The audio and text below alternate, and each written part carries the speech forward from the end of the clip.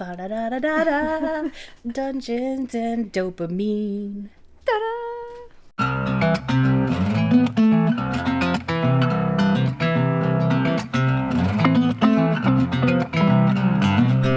Hi, this is Dungeons and Dopamine. I'm Jess. I'm Bree.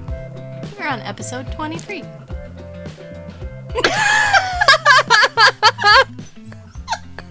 I feel like there's something important about that number, but I think it's number one just because it's the number before 24. Yes. And number two, it's the date of my dad and Alice's wedding anniversary. Aww. And also Nana and Papa's. Aww.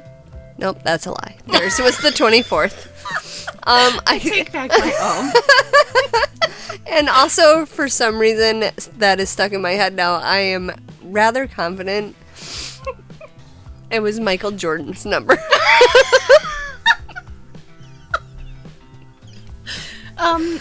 Yeah, you're totally the person I would have expected to know that. Right? It's totally true, though. When he was on the Bulls, in fact. Look. Not when he was playing baseball. Dungeons and Dopamine is for everyone. Do you love sports? We know Michael Jordan's number. And can give you very random facts about very old wrestlers. If we like them. Yes. I can tell you nothing about Scott Hall, except I cringe still when I hear, "Hey, yo." And he had a dumb face. It was greasy. And he had a dumb real name that I don't even remember anymore. He was just dumb. He's probably a great guy. Well, he's dead now, so... He is? He is. But, like, we can tell you all about Sting. And how he was betrayed by the NWO. I used to know his birth date. Oh. I don't anymore. I did forget. I hope it's the 23rd. I'm just gonna Google that real quick. Really important. Except I'm going to specify that I'm looking for Sting the wrestler. And not the singer. Oh, look at it. Steve Borden, right? Yeah, actually, that is his name. Good job. I remember. I had a dream that he was our father once. That's right. His birthday is March 20th. Oh, but it's close to the 23rd. It is very close to 23. Do you remember that... Okay, I can't remember his name. I think it was Pepe. And... The horse? What was his name? Chavo. Chavo! Okay. So, there was a thing where he was going to have to shave his head. Mm-hmm. And I was really upset about it. And you were like, no, he won't. If he does, I'll give you $1. And he ended up having to shave his head, and you gave me $1. And I stuck it behind the poster of Chavo on my wall until I moved out of that room. When you were an adult. I moved out as a teen into the room. Oh, that's right. That's right. Then I just stuck glow-in-the-dark stars everywhere. Everywhere. I was so jealous of your glow-in-the-dark stars. Oh, thanks. Mostly because guess. mine would not stick to my ceiling because Right. it was a popcorn ceiling. So My parents will tell you to this day that it was the worst decision of their lives to allow me to stick those up because we also had popcorn ceilings. And there were so many. I were bet so they many. still find glow-in-the-dark stars. What did they do with your room? So it's Carly's room now. Is there still glow-in-the-dark stars? They took them down, but I think that the ceiling is all pockmarked with where they came from. Right. And apparently took them forever to get them down. That sounds about right. I have no regrets. It was beautiful. Okay, I'm sorry. So Ryan just rudely interrupted us, He's but it was been worth doing it. that. So apparently we have a listener from San Francisco, and he said, I have no reason to not believe that this was Brandon. And by that, he means Brandon Ferris, It's gotta be. whom we adore. Is that where And Brandon Ferris lives? Apparently. Because that is the only person it could be. I mean, that is the only person in San Francisco. And the only Brandon that exists. Absolutely. So he's our best 50 now. We're essentially, not that I'm stalking him, but he definitely lives in California. He also shares your birthday. He does. We are essentially, is he 86, you think? I bet he's 86. I think he's a little bit younger. Oh, he's 91. Yeah. He is quite a bit younger than us. Oh, his website is forbidden, guys. So, Brendan Ferris and the Forbidden Website. Sounds like a great book. I think we should visit him. We should befriend him and tell him we're going to visit him so that he doesn't have us arrested. Yes, that would be a good start. But on our way to California, we can... Sorry, I just bumped my headphones and I couldn't hear myself anymore. And it was weird. I didn't like it. On our way to California, we can go to the Denver airport. It probably would put us through there anyway. It. The airport chooses who gets to visit. The Denver airport might. Exactly. And we are now on the list to be allowed to visit the Denver airport. But they have like a watch them closely kind of thing. Mm-hmm. Because they don't want us sneaking into the snunnels and telling their secrets.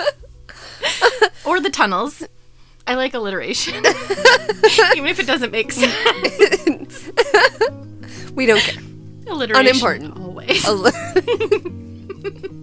We have 92 conversations happening right now. We have no idea where to go from here. What even podcast? Where? Oh, we're doing amazing. Yes. I also wanted to bring up the app that we're using. Yes. And loving. Because it's actually working for us, which is unusual. Yes. For us with ADHD. And BT Dubs Finch, if you hear this, we would love to chit chat about sponsorships. Yes. Even if it was just giving us free premium. We would absolutely talk about you. All the time. For and when we're 50 famous, yeah, we will do the Guardian sponsorships on here for like a bunch of people. Because I don't usually recommend apps. Right. I know when the episode that's premiering today, when we talk about the the accountability group, is when I had first started using this app. And I might say, hey, yeah, I'm trying this app, we'll see how it goes, but I don't ever share it like, hey, you should do this. And I have sent this to probably 8 people. It's so good. And I love when, so you get your little bird, we've talked about this, but you get your little bird and you get to assign tasks all day. Your bird goes on adventures. You can dress them. It can hang out with other friends. Exactly. My bird hangs out with Jessica's bird all the time. You can send hugs and thoughts to your other pets. And yeah, you could, or your other friends, and you can remind people to take a water break or a stretch break.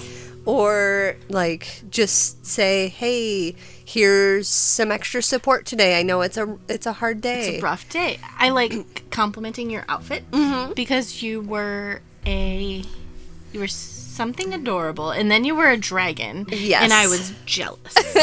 I am pretty into Brax's dragon costume. I mean, he should be in a dragon costume. I cannot bring myself to buy anything else for him yet. I mean, I'm buying him so part of it is by completing your goals or doing things, you earn rainbow tokens or something, and then you can use those rainbow tokens to buy your bird different things in their, you can decorate their room, you can give them clothes, you can give them accessories.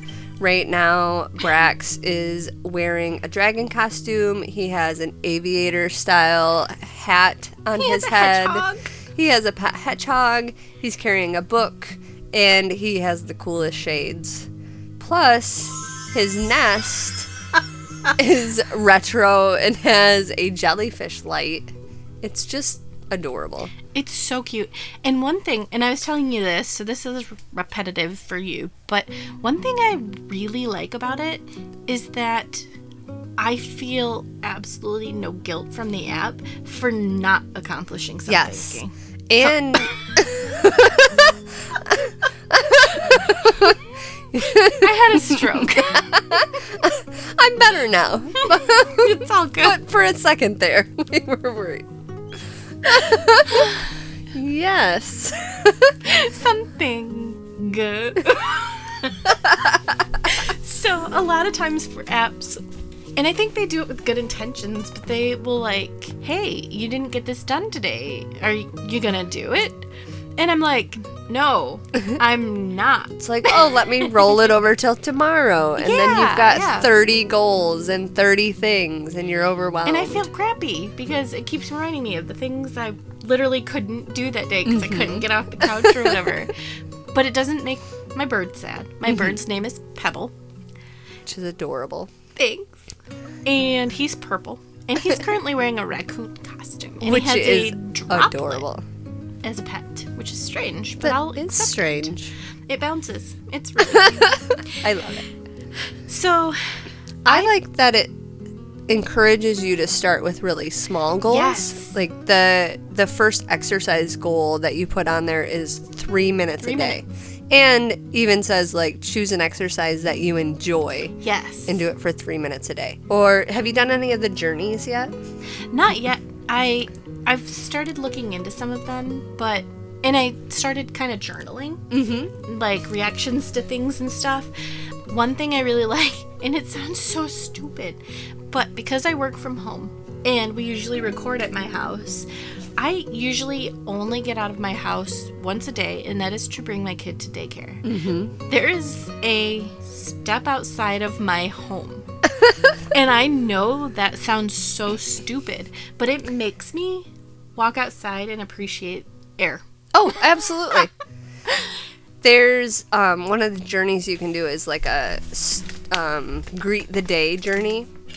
And I mean, it had like 20 or something goals on there for like a morning routine type thing, but you can pick and choose which ones you want. But again, it's all simple stuff. So write a daily affirmation to set the mood for the day. Drink a glass of water. They're all very simple goals, but it does help me start my day.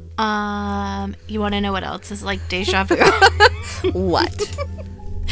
You remember the Cecil Hotel, right? Oh no.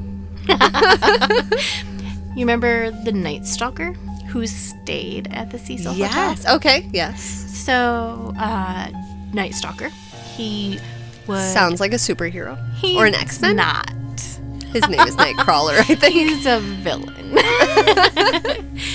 He was the one who would do his murders and then throw his clothes in the dumpster and walk through the Cecil in his underwear. And nobody seemed to think that was abnormal. Everything that I talked about, or everything that I read when I was looking up the Cecil, acted like that he was a big deal. Like he was a really well-known murderer, and I didn't ever hear of him. And so I decided we needed to hear of him. Because this is how our brains work, people. Exactly. I don't know what this is. I need to spend 30 minutes thinking about it. Exactly. Content warning. He was a nasty dude. He was maybe a little bit more graphic than the Jack the Ripper. Wow. So keep that in mind. I'm not going to go into gory details, but it could still be traumatizing. So, Richard Ramirez, the Nightstalker. He was born in 1960. Oh, he was born to immigrant parents in El Paso, Texas. Okay. In 1960. He was the youngest of 5.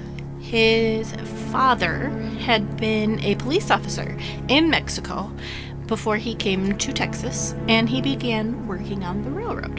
I'm working on the railroad. All the long day. So,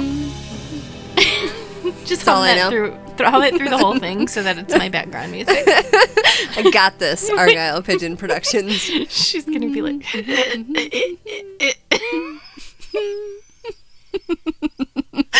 The background music for your murder story. Exactly. We need a little levity. So his father worked for the railroad, but he was a very strict man and would occasionally hit his wife and children. Fun fact, when he was 2, a falling piece of furniture hit him on the head and left quite a gash. And then again at 5, he got hit in the head with a swing at school and passed out. The universe was trying to take this kid out real young, guys. Well, the really interesting thing, I don't know if you've heard of Bailey Sarian. She does her makeup and talks about murders and mysteries. She's amazing. I love her. But she's done a lot of murders. No. Sorry, Bailey She has Sarian. a very specific kink. We don't shame. Nope, I wasn't shaming. I was just saying it was very specific. Old-timey murderers. She dresses like a prospector. The 60s isn't that old-timey, but you know. She's talked a lot about murders. And weirdly enough, a lot of the people she's talked about have had head injuries as children, which is very startling considering what happened to your son yesterday. Damn it. I thought it made him smarter. It did. Now I have to worry that it also made him a murderer. As a side note, Connor hit his head at soccer and then had his first sleepwalking incident that same night. He is fine. As far as we know, he did not have a concussion and is probably not going to be a murderer. No, he's too sweet. He is super sweet. I hope I never am talking about Connor on the show. Special episode this week. You guys aren't going to believe this. Remember how we predict the future all the time? We have a guest star this week. Choked on He my own recently laugh. murdered 7 people. He's only 7. He's amazing. But he's so cute. Totally gonna let him marry my daughter. Exactly. Look, usually the wives are safe. That's true. H.H. Holmes had 3 of them, and Exactly, they were all and they fine. all lived.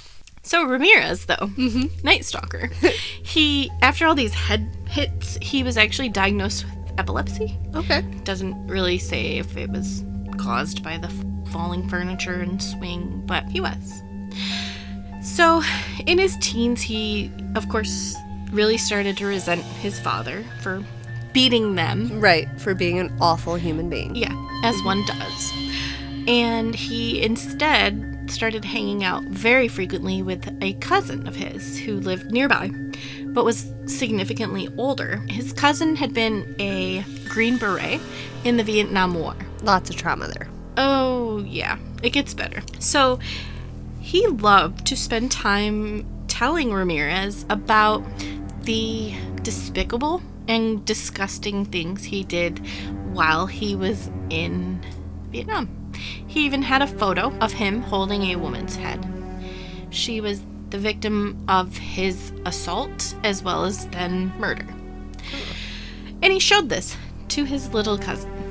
Who has already had an awful life. Yeah, exactly. And then another time that Ramirez was over there, he and his wife got into an argument, the cousin and the wife, and he shot her. Oh, no big deal. No big deal. And then he got... Totally sane family here. Absolutely. Nothing wrong with this. And then he was ruled not guilty by insanity and only spent 4 years in an institution. Great. But during that 4 years, Richard did not want to go home. So he went and lived with his sister, who was married. Okay. Except sister's husband really liked to go window peeping. And he took Ramirez with him. What a great bonding activity. Oh. And this is why we don't pass our trauma on to our children, people. Lesson 1. This is why we're breaking cycles. So, yeah, that was his exciting upbringing. He obviously ended up very stable after that, right? Absolutely. Well-adjusted, very kind. You sound like you're crying. I I might be. I mean... So, during all this going on, Ramirez actually also got a job, and he worked at a hotel. Was it the Cecil Hotel? It was not yet. So he would use his opportunity to steal from hotel rooms when the patrons were out. And one time he went into a room and there was a wife whose husband had stepped away, and he decided he was going to assault her. Thankfully, the husband came back before he could get too far and kind of beat the crap out of him, thankfully. Mm-hmm. And somehow he got away with it, but got fired from his job. Oh, good. Oh, you know what? I do know how. The family who he had tried to assault didn't have the ability to travel back for the trial. So they couldn't press charges because it was before our judicial system figured out. Yeah. Mm-hmm. So he also decided he was going to start doing drugs. I mean, why not? Why not? Yeah. And burgle. He's a burglar. He's going to burgle. You know who's a good burglar? He was Bilbo. So, speaking about hobbits, he was the best burglar. He was. It might have been aided by his invisibility ring, but... Nope. He was the best burglar. Just the best burglar. So, he started to get more bold, and he would start stealing things while people were home. Burgling while people were home. He's not a good burglar. He's terrible. One really, really sad thing, his very first murder was a 9-year-old girl who he first assaulted, and then he put her body in the basement of a hotel. This was his first murder, but it was not linked to him until 2009 because of DNA. So he was already gone by then, unfortunately, and that is just atrocious. I hate it. So the first murders that caught police attention happened in the same day. They were both gunshots. It was very weird that they were gunshots because serial killers, specifically sexual sadists, do not usually shoot because it's too removed. They are usually much more intimate with their murder victims. They want to be closer. Yes. He did not assault anyone in this first murder. I believe it was a married couple. And then it was another married couple, but he took the woman's eyeballs. Ugh. Yep. A few weeks after that, he murdered a man in his bed. This man had a wife who was invalid. She was handicapped. And I don't know if invalid is a correct worm. Worm. I don't know if invalid is an appropriate word anymore. I think it depends on her disability. So this man had a wife who was handicapped some way, and she had to sleep in the room next to him. Okay. And he was her only caretaker. So he murdered the man and then assaulted the woman. He tied her up with thumb cuffs. And when I heard that, my first thought was those stupid Chinese finger thing. The Chinese finger traps. And I was like, okay, that can't be it. But they're like metal handcuffs that just go on your thumbs. Ow. I can't imagine. That had to be awful. I mean, the whole thing was awful, but this woman was beaten severely after her assault and then was left alive, but she passed away while waiting for help. He next assaulted a few sisters. They were sisters. He assaulted one and murdered both of them. He, in this circumstance, marked the bodies with strange symbols. He carved them into their skin. And then he wrote a pentagram on the wall with lipstick.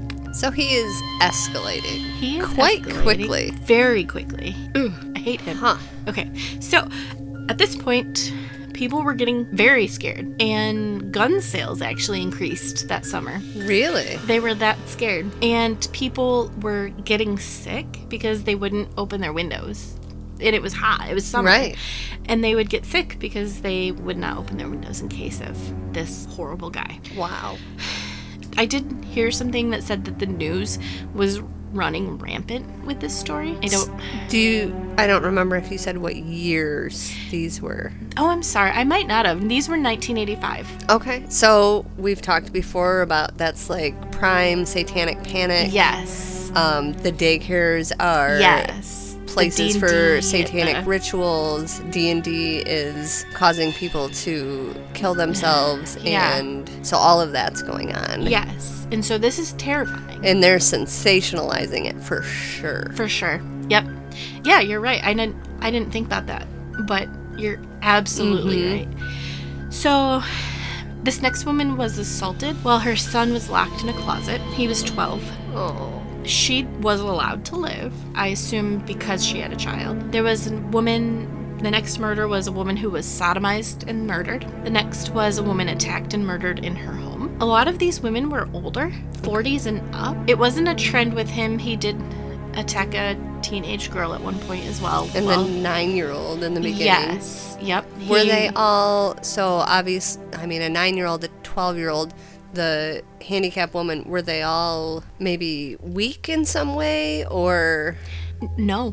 I mean, those women and children obviously were, but not all. He was. It wasn't the pattern. No, he was just nuts. So there was no consistency. There wasn't a pattern in his victims. It's easy to notice now that he did mostly older women, but he would kill men and then hurt the women, kill the women, whatever. He would kill single women, married women, men, children. It didn't seem to matter. And he would also attack them with different weapons. He used a hammer in one case, the case with the sisters. He used knives several times, guns, obviously. He kicked one woman in the face so hard it left a imprint of his boot on her face. So it was so erratic. They couldn't pinpoint anything or anyone or a motive besides just murder. And then these more satanic symbols and stuff that would start appearing. So he did, as I said before, he attacked on a 16-year-old girl. She was beat with a tire iron, and he tried to strangle her. She survived. Her parents ran in and found her. I can't even imagine. It makes me want to throw up. She needed 4 feet of sutures in her scalp to fix her head. Oh my God. Another one was a investigator on the case. She was a forensic something or other. She was important. I didn't write down her name. She was at home and she heard her neighbor calling for help. She went over to the house and found her neighbor tied to a bed. She said she had been assaulted and left there. It was Ramirez, right next door, right under this woman's nose. Oh my gosh, that's terrifying. And the night that the lady was tied to the bed, another woman was murdered. 2 weeks later, he murdered a married couple, assaulted the wife and their child, while demanding that the woman prayed to Satan. He was very clearly living to humiliate his victims. That's all he wanted to do. Finally, there was a break in the case because a married couple were killed 50 miles away from his normal area. So this, we know now, he moved from Cecil in LA over to San Francisco. This did allow the police to see that he was moving, and they were a little bit concerned this would mean he would escape, because is he going to keep moving, or what's going on? Is he running? Is he just resettling? But between the move and half a fingerprint on a rearview mirror in a car that he stole, he had a really big thing for stealing cars. They were able to announce to the public that Richard Ramirez was the murderer. Wow. Yay! They released his image to the press, which obviously they went ham for. Ramirez went to visit, I think, a cousin or a friend in Arizona, which, like, what? One day you go murder a family and then you go visit a friend? I think I'm gonna go see my family, check in, see how they're doing. I can't even imagine, I can't imagine going to a funeral of someone who I loved who died in a very natural way, and I feel very comforted by it. I can't imagine doing that and then going to your house and having a party. Right. I even wrote in here, are you kidding me? That's disgusting. But anyway, he went into this gas station when he got back to San Francisco, and he noticed that the patrons were acting really weird. A lot of them were staring at him. He heard someone whisper, La Muerta? Murderer. The murderer. And he noticed on his newspapers on the stand that his face was on them. And he freaked and started running. He was literally running through people's backyards. The police were getting inundated with phone calls. Like, I just saw the murderer run through my yard. He just ran through my yard. So he tried to carjack a woman who... It was on a freeway, and other cars saw this trying to happen and, like, stopped him. But he ran again. He ran through another area and tried to take another car. Failed. Ended up in a very hard part of the city and tried to, once more, carjack a woman. The neighbors heard him screaming, came running out, and tackled him. Someone hit him in the head with a fence post, which... just brings me this perverse kind of joy. I love it. I watched an interview with the children of the people who attacked him and got him down, and they said he just looked really tired and bloody, but he also looked literally possessed. He was terrifying to look at. The chief deputy also said he just looked like a man who was possessed. He was crazy. The chief was trying to... It wasn't the chief. It was a detective. The detective was trying to break him and said that at one point he finally started to break him down. He was hyperventilating. And the detective said, I legitimately got scared because he was known to be involved in satanic rituals and stuff. And here he is sitting in my room, my questioning room, hyperventilating. It's right. Like he starts levitating or something. I'm out of here. He is calling his demons. Exactly. But he also, all the detectives said he was actually a very well-read and well-spoken man. He didn't graduate high school, but he was well-studied. He was very studied in serial killers. Surprise, surprise. I hope that doesn't say anything about me. Next week. Find out. Oh, shoot. And he was really excited to find that his jail cell had housed a former serial killer. He had, in the end, 13 known murders and 30 assaults. He was sentenced to death. Yay. In the end, there was no clear reason why he ended up being like this. He had a rough childhood, but a lot of people have had worse childhoods and don't end up serial killers. And there's just... A lot of people said he was just literally born to be a killer. You have to assume some sort of mental illness, right? Yeah. Or something, when he got hit in the head, it damaged a part of his brain that, like... tells right from wrong. Yeah. Or like a brain tumor that like took out his, I don't know. It's horrifying. He's disgusting. That is all I have on him. I just really wanted to know the deal about the Nightstalker in the Cecil Hotel. Yeah. And now we do. Why yeah. I mean, I guess if I saw a man that looked vaguely possessed walking in his underwear in my hotel, I probably also would not approach him. Facts. You're right. You're not wrong. You know, I bet that Richard Ramirez couldn't hold a job. I bet he was an awful job hopper. You know who is good at job hopping? Who's that? The job dog hopper. man of Michigan. Millennials. Facts. So I am talking about job hopping. Surprise. In case you could not tell. Our transitions are incredible. They're getting better. Getting so good. We're basically professionals now. So I picked job hopping because I needed inspiration, and my friend Amber told me I should do one on job hopping. But also because I have a lot of experience in this particular topic, as does my friend Amber. And I wanted to talk about kind of how the stigma has changed, and as someone who does actually employ people now, I kind of wanted to see what the internet was saying about it, and it's, I mean, very predictable. I'm sure you could guess at this point. But I want to talk about kind of the pros and cons of job hopping and how it's going. So we kind of touched on this in our unpopular opinion episode about how jobs are not loyal to us anymore the way they used to be. And you used to be able to get a job and you wanted to remain loyal to that company for 20 to 30 years because you had a pension waiting for you and your boss knew your name and your kids' names, and you know, everybody got together for Christmas parties, and there was Picnics. a reason. There was a reason that you wanted to be loyal to a company. And with the interesting world that we're living in the country of capitalism that we live in, that's not the case anymore.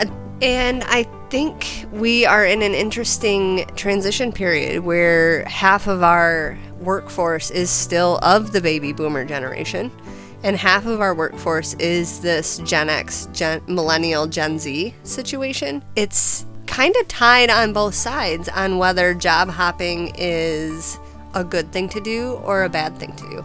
But I will just, to start out, say that I think most of the reasons they listed for it being a bad idea were wrong. These articles against job hopping were saying, you know, your employers are going to think that you are just there for the benefits, or you're just going to stay there until you can find something better. And honestly, good. Yeah. As an employer, Make it worth staying. Yeah, I hope that my employees will stay because they want to, because they're making enough money that they can stay there, that the benefits are good enough that they can stay there. That I don't want to keep employees just because they're scared to do anything else. Obviously, I've had a lot of jobs. I counted at one point, I think it's somewhere between 16 and 20 jobs since I started working when I was 16 years old. I left some of those jobs for very bad reasons. I left some of those jobs very poorly. I've left those jobs in the wrong way. But as I was standing in front of a board of 7 people and being warned that the job I was applying for was ridiculous, which I guess I should have listened better looking back on it. But they were trying to tell me, you know, well, you'll have to do HR, you'll have to do payroll, you'll have to do elections, And I may have had 10 jobs in the last 10 years, but in those jobs, I learned how to do payroll. I already knew event planning. I had run a couple events for a nonprofit. I had been running fundraisers in Muskegon for years. I had been teaching or running support groups for a couple of years. So getting up in front of people and teaching people how to be an election inspector, I already had that experience. I know how to fix the printer in the copy machine because it's the same printer that every administrative office I've ever been in has. All the things I've already done came from these jobs. And if I had stayed in my first job in the medical field, I wouldn't have half of that experience. Right. I wouldn't have half of those skills. So I may not have the knowledge that my employee of 23 years has, but I can do all of those other things and keep this office running. To me, that's the biggest, most important part of job hopping and the biggest proactive part of job hopping. But I do want to caution that if you are considering changing jobs, or if this is, you know, if you are living a life where you're only working a couple years at a time, you do want to make sure that the jobs you're choosing are either building on each other or giving you additional skills and opportunities to improve what you already know. Because it is going to look bad on a resume if, you know, you went from being a high volume salesperson and managing 7 employees, and now you work at McDonald's at the cash register and that's it. And they're going to assume you went to jail. Yes, they're going to assume something happened, or you at least have to have a good, you know, I enjoyed my job when I was managing and I did all of this really well and these were the things that I achieved, but it was my mental health was suffering and my family was suffering. Or I had to step back because my mom got sick and I had to be her caregiver, so I couldn't work 60, 70 hours a week anymore. I had to go back to something that was mindless and I didn't have to stress about. Those are legitimate reasons to take a step back and not build or go further with where you're at. And then the other big reason people are job hopping is really salary and benefits. And this is important too, because the other problem with staying somewhere for 23 years is you might end up with bosses that believe you only deserve a 2% raise every year, or that you don't deserve a raise, or they've set stupid company policies with wage caps, so you cap out at $18 an hour even though you've worked there for 20 years. Oh, but you get 3 extra days of vacation. Right. You know, they always balance it out with that ham that you can have for Christmas. But people, the studies or these articles are showing now that a lot of times these people that are job hopping, if they're doing it right and if they're looking for the right opportunities, they're doubling and tripling their salaries within a couple years. The job market that we've had the last couple years is really conducive to being able to find bigger, better opportunities. And it has also forced some of these companies to start trying to be better, to start trying to attract better talent. And it's mostly happening in probably your like Silicon Valley tech jobs or your CEO, accounting, banking, stock trading, all those things that I don't understand or know how to do is a lot of where you're seeing the double and triple in the salaries. And that's because they're needed. I do want to encourage looking into other fields and other job situations if you're unhappy where you are, or if you are ready to start making that jump.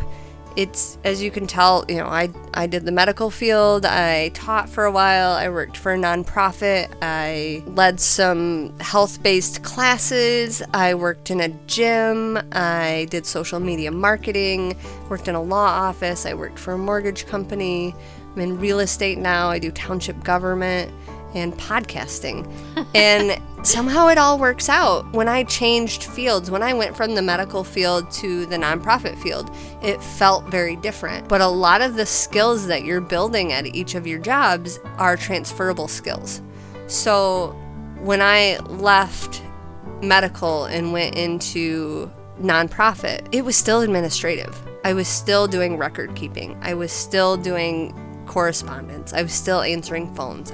Don't be afraid. Don't think that you're pigeonholed into one type of job just because that's what you've always done. Start looking out there for other opportunities that might work well with the experience that you have, but also teach you something new, get you into a different field that maybe interests you or could reignite some passion, or even just, especially if you're neurodiverse or neurospicy and need something that gets your brain reignited and gets you excited about going to work again. Sometimes finding a new job with new stuff to learn is exactly the way to do that. I will tell you, when I got into mortgages, which I assumed I would hate because it's detailed and numbers and all of those things that I thought I hated, I loved mortgages for 2 years. It was intense. There was a lot of stuff to learn. There was a lot of rabbit holes to go down to figure out different rules and figure out how things worked and where to put the numbers and how to make it all flow. And then I learned a lot of it and I got bored and I had to move on.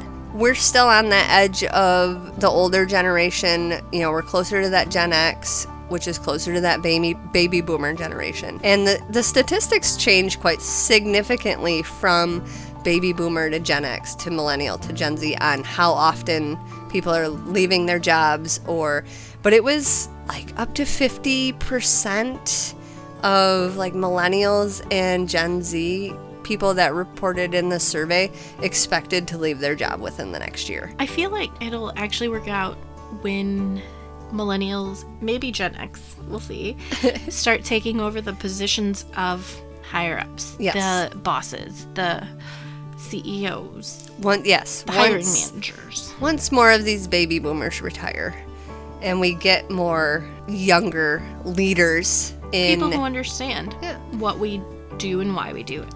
Honestly, if I was looking at a resume and one person had 7 different jobs, but they were jobs that were building on one another, or or I could see that obviously they were getting more responsibility with each change, or obviously it was going to be some sort of pay increase, I would probably look more favorably on that resume than one that said they had started at Meijer when they were 16 years old and still worked there. Because I'm sure you have a lot of skills, and I'm sure you have a lot of knowledge, and you were obviously very loyal and hopefully a good employee, but you probably don't have as many skills as this person who has worked 7 different jobs and has been in a couple different fields.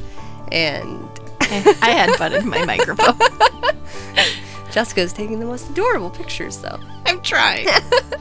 So the only other things I could come up with that might be negatives to job hopping, besides cranky old baby boomers looking down on you for it, it would be like disruption in benefits. So if your family depends on your health insurance, it's not as easy for you to just leave a job and pick up a new job, because you need to make sure that the health insurance compares and that it's still reasonable and feasible. And how does it transfer over? When do you stop getting covered by your first job? And when do, some jobs you lose coverage the minute you quit, but when you start the new job, you don't get benefits for 3 months. And a lot of times they won't negotiate that. Mm-hmm. It's like, yeah, but I'm leaving a job for you. This is the thing. Companies don't do you favors. They think they're doing you a favor by hiring you. Mm-hmm. Not that you're doing them a favor by coming on and working for them. Exactly. So, like I said, a lot of them are not. They're going to make you do your 90 days probation before you get benefits, before you get vacation time. Do you have the money to pay COBRA for those 3 months to make sure that you stay insured? Because what if you have a medical emergency while you're changing jobs? And honestly, that speaks more to our broken healthcare system than a job hopping problem, but it is something to consider. And vacation time. In the United States, we're not guaranteed any vacation time. So if you're leaving a job where you have 6 weeks of paid vacation every year, and your next job you only get 1 week and you have to earn it, maybe that's not a good job hop. So that was the only real thing I could think of that would be negative, as long as you're making the correct moves and as long as you're doing what is important and healthy for yourself, your family, and your situation. I would interrupt to say it is also okay if the company you're working for is treating you correctly to be loyal. Oh, yes. That's great. If you have a company who is treating you right, they're giving you the raises you deserve, they're giving you the vacations, and they're keeping up with times, stay loyal. That actually is gonna matter. Absolutely. And, especially if they're giving you more opportunities as time goes on and you're building with the company, they're helping you grow within the company. They're not just keeping you at the front desk for 20 years because that's where you started, but they're, moving you to leadership positions, and they know your family and they take care of you. I mean, don't leave them. Never leave them. Tell me who they are so I can also consider working for them. I saw a job that was offering pet insurance. Yes. Yep. Pet insurance. A lot of them, especially if you find remote work from a more progressive state, a lot of times the benefits will be better. The health insurance will be better. The PTO time a lot of companies, especially out west, are doing like unlimited PTO, which again can be a caveat, because the studies show that actually people use less PTO when it's unlimited, which I would not, so I don't understand how people are doing that. Right. And then the last thing, obviously, if you are choosing a job that costs you a lot of money to get there, costs you a lot of years to get there, a lot of training, probably you don't want to job hop too much. Like, you wouldn't want to spend $250,000 to get your medical degree and then 2 years later decide to be a lawyer. That would probably not be conducive to any sort of positivity. But beyond that, I think people should go for it. I I think we are finally turning the corner on getting rid of that stigma that you have to stay somewhere for 20 years and it looks bad if you've only been there 2 years. And I encourage people to take that into consideration and make sure that you are being treated well. And start looking for new opportunities if you don't feel respected or treated well, or if you feel like you're stuck somewhere that's a dead end. The end. Okay. The dead end. The dead end. And then the episode ends. I was like, I swear I heard her, because I was looking at my phone. Right. But I was like, I swear I heard her. She didn't just ask me a question. Nope. And then I just paused to see how long you would let me not say anything. You might lose like FSA or HSA and retirement. I mean, keep track of all your retirement accounts. Don't leave $2,000 out there and $6,000 over there. And if by some absolutely absurd and wild chance that Brandon Ferris actually listened to our podcast, I can guarantee you he now has restraining orders against us. Connor's gonna be so sad. Carly too. Yeah. Except I did just watch another video where he spit something out and it got in his beard again. Brandon, you gotta stop. I cannot watch you while I'm eating. You are ruining Jessica's meal times. You really need to take our comfort into consideration when you are making your hilarious videos. Content. Mm-hmm. Also, if you could say hi to my son Connor on video sometime, that would be great. I mean, and we share also birthdays. Tell all of you viewers to listen to our podcast. That would be cool too. And to bear with it through a few episodes, because it's a little rough at the start. There's no music. There's some technology demons. Eventually. The stupid I gremlins. record from a closet, apparently, for a while. Just bash my head. Jessica's gonna take this microphone out today, you guys. Get back in your closet. She is not handling me taking over the podcast very well, apparently. Or our last episode, which was absolutely unhinged. This one did calm down significantly. I think we, tired ourselves. We were just so excited the first episode to be here that And this one was used up all our energy. Darker. True. I mean, not that the Jack the Ripper was a fun topic, but it was so long ago. Right. Richard Ramirez was creepy, and he relatively murdered recent. the year I was born. Yeah. No. You can't murder years. But he did. Murdered people the same year you were being born. Yes. And we didn't pause for dinner. Yes. Although I am grumbling with my tumbly. I do also find it interesting that the last episode was only an hour and a half, and this one has now been going on for at least an hour and 38 Oh. minutes. The last episode was only about an hour and 10 minutes. That's right. And this one just keeps going. It's never gonna stop. This is the episode that doesn't end. Yes, it goes on and on, my friend. Wait, what was the other song you were supposed to keep singing? I've been working on the rail. Oh, we can slow that down. I've been working on the rail. We made it much further into that than I thought we would. I also want to point out, since no one can see us right now, that we locked eyes and sang that to each other. We did. It's our song now. I've always been jealous because Jessica always dedicated just the two of us to Angie. I've been waiting for Jessica and I to have our own song.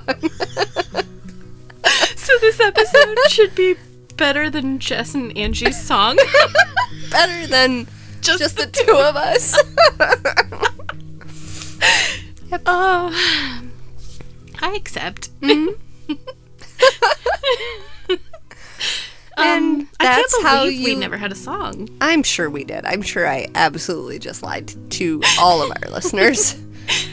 Shania Twain. Oh, all of Shania Twain. That Everything one she's ever CD. done. It was one of her greatest hits, I think. Wasn't it? I think so.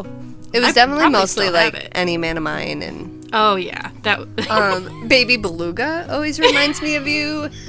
Yeah, Strawberry yeah. Wine somehow Oh, always yeah. reminds me of you. I think we made a music video to that one too. I'm gonna cut that out.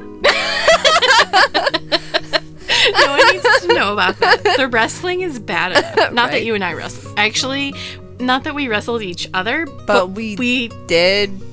backyard wrestling. Mm-hmm. Why am I having such a difficult time with words? Even that. I'm starting to think Jessica puts vodka in her water bottles, you guys. Why would you think that? Except I know that's insulting. not true because Jessica hates the taste of alcohol. So it would definitely have to be like a Seagram's or a mixed drink, heavy on the drink Mix. part. I spoke for you in your real estate thing because I used a really funny comic that talked about selling houses in Monopoly. And then I said I don't even like Monopoly. Which is But that true. was- oh, good. I hate wasn't Monopoly. sure. Most people don't like Monopoly, so I it seemed like a safe bet. Don't know But why they invented that game. To cause suck the family life out of drama, probably. Life is way better. I love the game of life. Thank you. It is my favorite board game. I used to make my dad and Same. Alice play it every weekend. And Nick. I would Did make you have Nick the play. Simpsons one? No, but I had a boyfriend that did. I have the Simpsons ones now. Why are words so Jessica turns into a pumpkin at 7 o'clock, you guys. And now I've told you what time we record at. Dun dun dun. I hit them. Oh my gosh. Words in this microphone are my nemesis. You know what, tonight. guys? I'm just going to shut this down before Jessica hurts herself. Or anyone else. This was the Dungeons and Dopamine podcast, episode 23. 324 soon. Yay! Listen to us anywhere you stream podcasts and or on YouTube. You can also support us now on Patreon Woohoo! at www.patreon.com/Dungeons Dopamine. You can find us on Facebook, Twitter, TikTok, Insta, and you can find us on Reddit, but it doesn't matter. Because we don't update that yet. But you should definitely check out our TikTok because we are finally figuring it out and we're hilarious. So true. You could also reach out to us at any of those social media places or email us at dungeonsdopamine@yahoo.com. And Dungeons and Dopamine is edited and published. This should not have been read by me. By Argyle Pigeon Productions. And that's it. Thank you. We're getting Jessica out of here. We love you. Thanks, guys. Bye. Bye.